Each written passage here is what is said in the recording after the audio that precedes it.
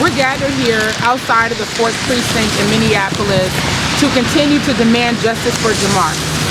As you all know, last Thursday, the Minneapolis Police Department raided the 4th Precinct and they confiscated donated supplies, food, and other items that have been left behind by the protesters.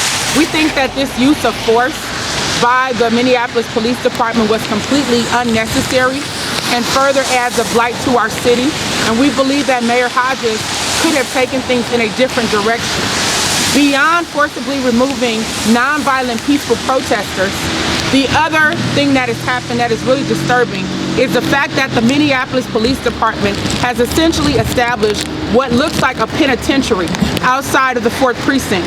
So behind us, you will see barricades, you will see gates, you will see a lack of accessibility for people in this community who want to access the 4th Precinct Police Department. Now we have to ask the question of how much of our city dollars was spent to construct this fortress on the north side of Minneapolis. It is absolutely absurd that as nonviolent peaceful demonstrators continue to rally around the need for an end to police violence and accountability and equity for residents of the north side of Minneapolis, that we are met with violence on the part of the police department, which used rubber bullets and mace and showed indifference to the shooting victims of white supremacists, and that is completely unacceptable. We need to ask the question of what kind of city are we creating in the city of Minneapolis? Right now it feels like a city that is separate and unequal for African Americans and other people of color, and we are here to say that we're not going to take it anymore. We're asking our city leaders to step up to the plate. We're asking for an immediate removal of the barricades and the gates surrounding the 4th Precinct. We're asking for a fair prosecution of the officers who were involved in the shooting death of Jamar Clark. We know that the Hennepin County Attorney is doing the same thing that's been done for the last 35 years, and that is to take this case to a grand jury, even though that system has been ineffective and has resulted in zero accountability in officer-involved shootings. The Hennepin County Attorney has the ability to directly prosecute those involved in the shooting death of Jamar Clark, and that is what we demand, and that is what we expect.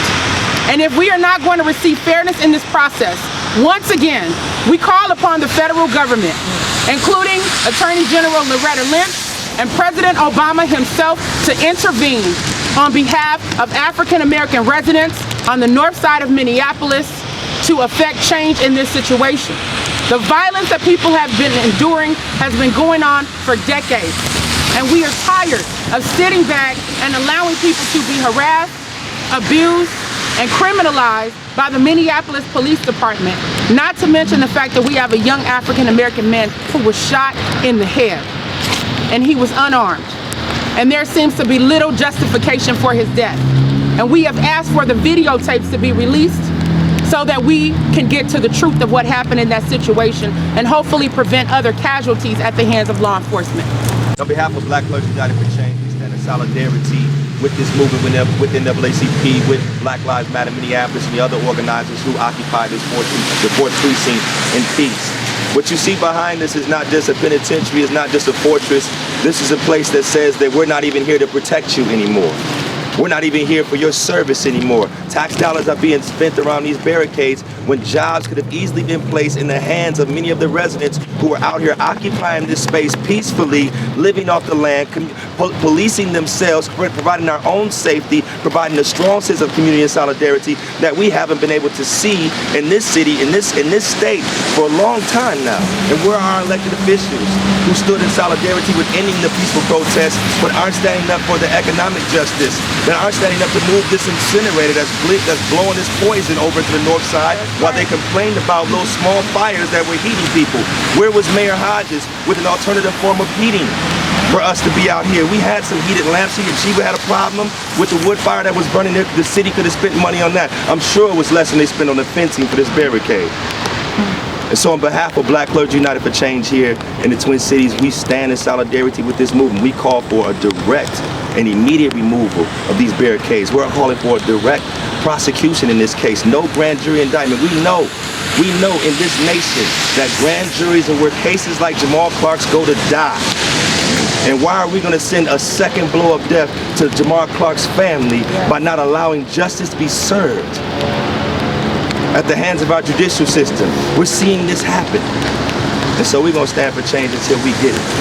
It's pretty amazing to think that only a week ago we were building community here in front of this police station.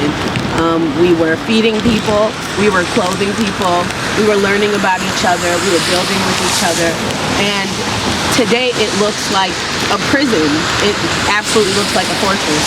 And we have to ask, what are they trying to keep out? And who are they trying to keep in?